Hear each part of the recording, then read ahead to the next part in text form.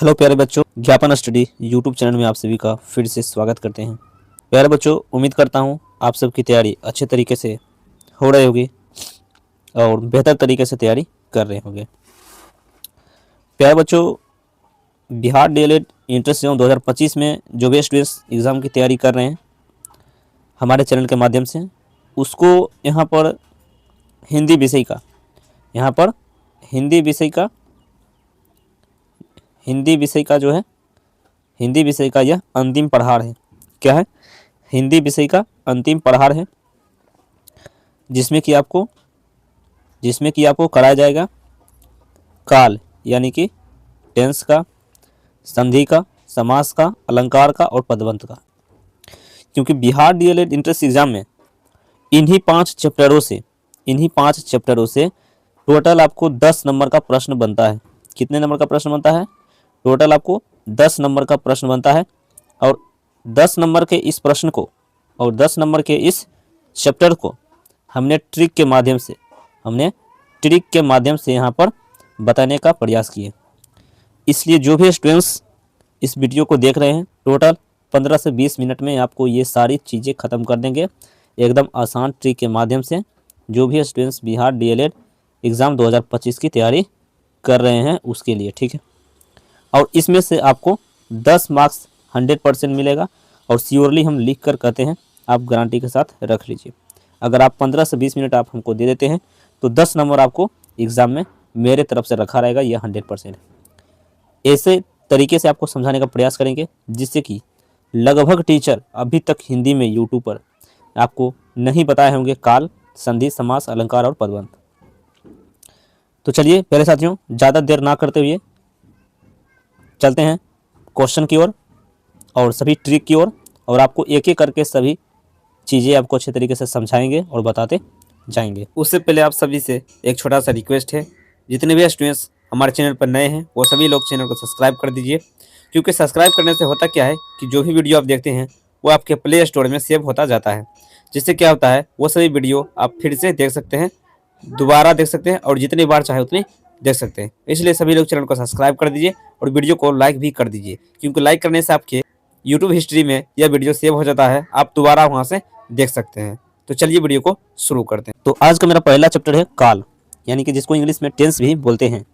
तो सबको इस सभी चीज़ों को हम बहुत ही आसानी से और जितना एग्जाम में पूछा जाता है उतना ही आपको बताएंगे और इम्पोर्टेंट चीज़ बताएंगे, इसलिए ज़्यादा डीप में नहीं जाएंगे। सबसे पहले समझेंगे काल यानी टेंस। टेंस को यानी काल का 3 प्रकार होता है: वर्तमान काल, भूतकाल और भविष्यकाल। ये हो गई। एक यहाँ से प्रश्न बन सकता है कि बताइए कि काल के कितने प्रकार होते हैं, तो आपको बताना है काल के 3 प्रकार होते हैं। अब काल के 3 प्रकार कौन कौन से होते हैं? तो वर्तमान काल, भूतकाल और भविष्यकाल। ये हो गया। आगे चलते हैं। तो आगे कह रहा है कि पहले वर्तमान काल को पढ़ेंगे कि वर्तमान काल के कितने भेद हैं और वर्तमान काल से जो प्रश्न पूछे जाएंगे उसको किस प्रकार से हमको बनाना रहता है, उसका क्या ट्रिक है। तो सबसे पहले पढ़ेंगे वर्तमान काल। तो वर्तमान काल के टोटल 5 भेद होते हैं। वर्तमान काल के कितने भेद होते हैं? तो 5।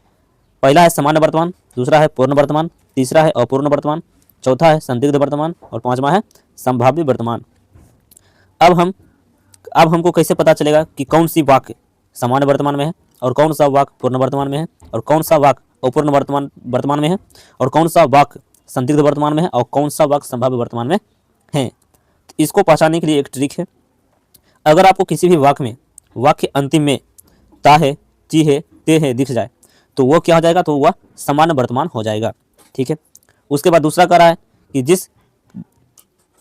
जिस वाक्य अंत में आपको चुका है, चुकी है, चुके हैं इस प्रकार के शब्द आपको दिखे तो वहाँ पूर्ण वर्तमान हो जाएगा।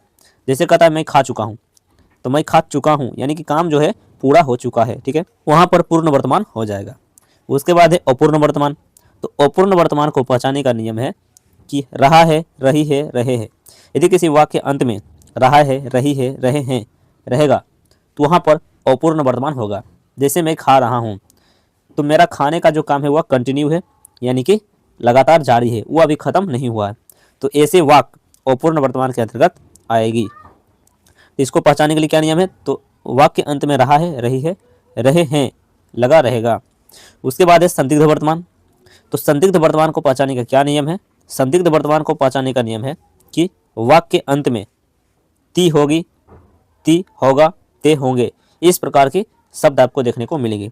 जैसे वह खाती होगी, वह खाती होगी, यह एक संभावित वर्तमान है और यह संदिग्ध के अंतर्गत आएगा। उसके बाद है संभाव्य वर्तमान, यानी कि संभावना जताता होगा। ऐसे वाक्य अंत में आपको रहा होगी, रहा होगा, रहे होगे लिखा रहेगा। ठीक है, तो आप पहचान जाइएगा कि वहाँ पर संभाव्य वर्तमान है। आगे दूसरा नंबर क्या कर रहा है, दूसरा नंबर कर रहा है भूतकाल। दूसरा है भूतकाल। तो भूतकाल के टोटल कितने भेद होते हैं, तो भूतकाल के 6 भेद होते हैं। भूतकाल के वह 6 भेद कौन कौन से होते हैं, इसको भी थोड़ा सा देख लेते हैं। पहला है सामान्य भूत, दूसरा है पूर्ण भूत, तीसरा है अपूर्ण भूत, चौथा है संदिग्ध भूत, पांचवा है आसन्न भूत और छठा है हेतु भूत। तो इन सभी से किस प्रकार के प्रश्न बनेंगे और इसको किस प्रकार से हमको बनाना रहता है। ठीक है, तो सबसे पहले हम समझेंगे सामान्य भूत। सामान्य भूत में आपको ता था, ती थे, ते थे, इस प्रकार के शब्द आपको मिलेंगे। जैसे कि वह खाता था, वह खाती थी, वह वे खाते थे, इस प्रकार के शब्द आपको देखने को मिलेंगे। इसका परिभाषा ये हो गया कि जब किसी भी वाक्य के अंत में ता था, ती थे, ते थे दिख जाए, वहाँ पर सामान्य भूत होगा। ठीक है, उसके बाद दूसरा है पूर्ण वर्तमान। पूर्ण वर्तमान का मतलब हुआ काम जो है पूरा हो चुका है। तो ऐसा वाक्य जिसके अंत में चुका था, चुकी थी, चुके थे आपको दिख जाए, वहाँ पर क्या हो जाएगा, पूर्ण वर्तमान हो जाएगा। ठीक है, उसके बाद अगला है क्या, अपूर्ण वर्तमान, यानी कि अभी काम पूरा नहीं हुआ है। ठीक है, तो ऐसा वाक्य जिसके अंत में रहा था, रही थी, रहे थे दिख जाए, वहाँ पर क्या हो जाएगा, अपूर्ण वर्तमान हो जाएगा। ठीक है, उसके बाद है संदिग्ध वर्तमान। उसके बाद क्या है, संदिग्ध वर्तमान। तो संदिग्ध वर्तमान को किस प्रकार पहचानेंगे, तो जब कभी किसी भी वाक्य के अंत में आपको लिखा होगा, खाया होगा, आया होगी, आई होगी, इस प्रकार के शब्द आपको दिखे, तो वहाँ पर 100% संदिग्ध वर्तमान होगा। ठीक है, उसके बाद है अगला है आसन्न वर्तमान।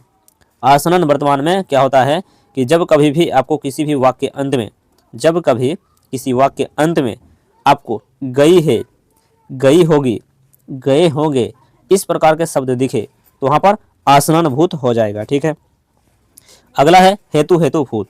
हेतु भूत एक ऑप्शनल भूतकाल है, पास्ट टेंस है। इसमें 2 वाक्य एक साथ होते हैं। जैसे कि मैं खा चुका था, मैं खा चुका था और मैं खाता होगा, तुम खाती होगी, इस प्रकार के शब्द अगर दिखे तो वहाँ पर लगा दीजिएगा क्या, हेतु भूत। तो ये हो गया पूरे भूतकाल। अब चलते हैं हम भविष्यकाल। तो भविष्यकाल क्या कहता है, तो भविष्यकाल के 2 भेद होते हैं। भविष्यकाल के कितने भेद होते हैं, तो भविष्यकाल के 2 भेद होते हैं। पहले को बोला जाता है सामान्य भविष्य और दूसरे को बोला जाता है संभाव्य भविष्य। दूसरे को बोला जाता है संभाव्य भविष्य। तो पहला है सामान्य भविष्य। तो सामान्य भविष्य में क्या होता है, तो सामान्य भविष्य में जब किसी वाक्य के अंत में आपको गा, गे, गी इस प्रकार के शब्द दिखे, तो वहाँ पर क्या हो जाएगा, सामान्य भविष्य हो जाएगा।